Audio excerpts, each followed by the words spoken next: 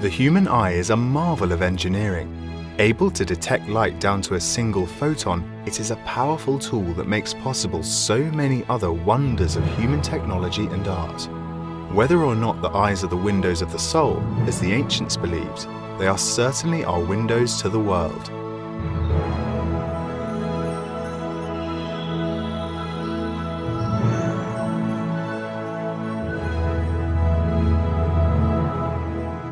Today, the human eye is a centerpiece in the debate over evolution. Both sides claim it as evidence for their argument. Charles Darwin expressed doubt at first that evolution could produce the eye. To suppose that the eye, with all its inimitable contrivances for adjusting the focus to different distances, for admitting different amounts of light, and for the correction of spherical and chromatic aberration, could have been formed by natural selection, seems, I freely confess, absurd in the highest possible degree. But Darwin didn't stop there.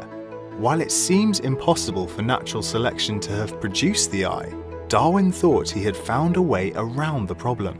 He said that if we could find a series from the simplest to the most complex of these various kinds of eyes, then the objection to his theory should go away. Well, when we look at modern animals, we do find, in fact, a range of eyes, ranging from the simplest, that is a simple light-sensitive spot, to the most complex, namely the human eye. That's what we have in animals that are alive today. Darwin, and evolutionists after him, relied on these small gradations in modern animals to overcome the vast improbability of building an eye through an unguided process.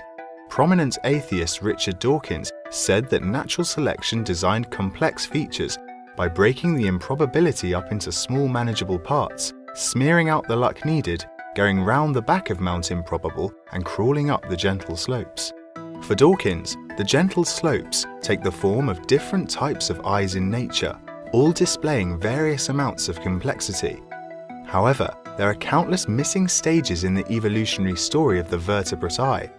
Darwin, and now Dawkins, assume rather than demonstrate these innumerable missing stages. Something more is needed to truly demonstrate the evolution of the eye. To do that, we would have to go back in the fossil record and see how eyes started out simple and then evolved into more complex eyes. The problem with the fossil record is that when we go back to the first animals we find, the complex eyes are already there.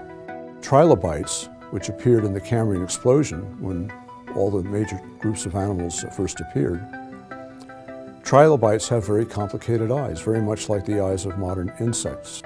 Other animals that were found in the Cambrian explosion appear to have camera eyes, like our eyes. There are no ancestors for these animals in the fossil record, so there's no evidence that these complex eyes evolved from simpler ones. They were there right from the start.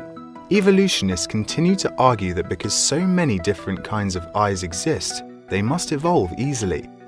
Yet with complex eyes arriving so early on the scene, and with no evidence of precursors, Darwin's small gradations disappear.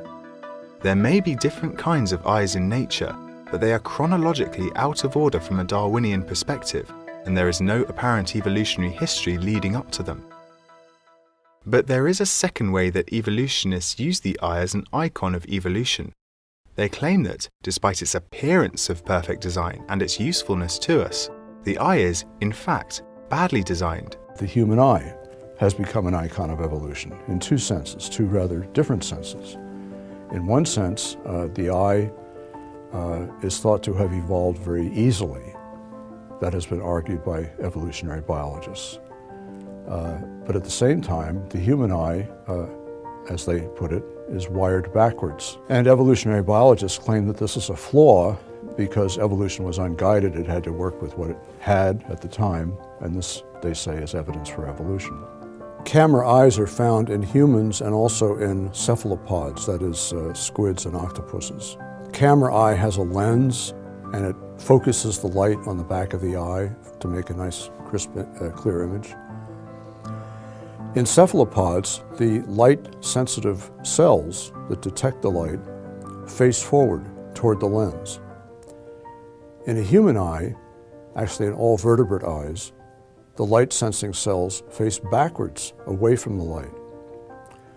And some defenders of Darwin, Richard Dawkins among them, have said that this is evidence that the eye is flawed, the human eye is flawed, and it's an accident that grew out of its evolutionary history.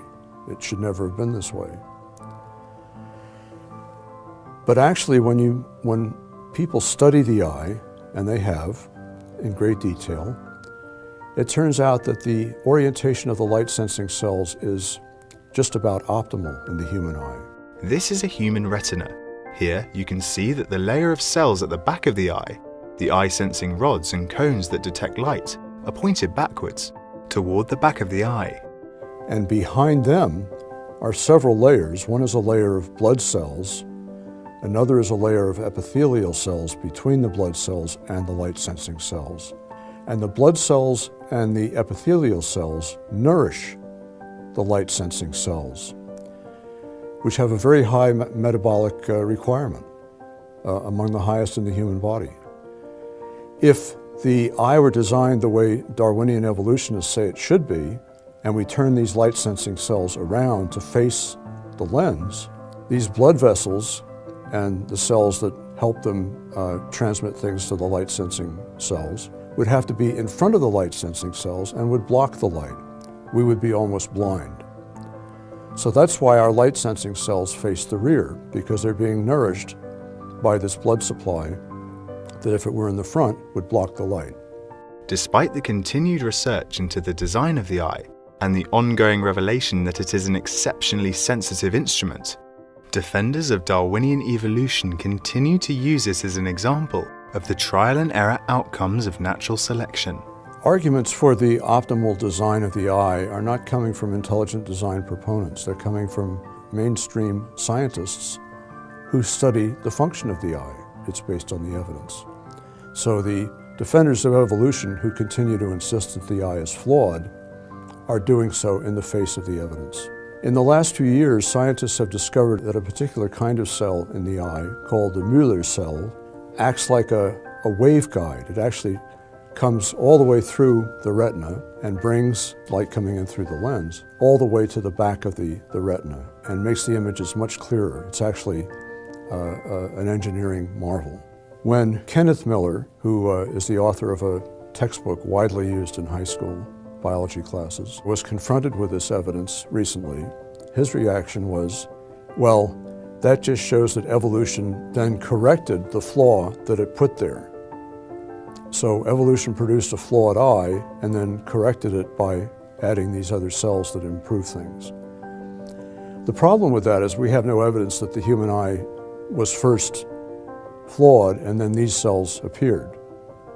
There's no historical record to show that.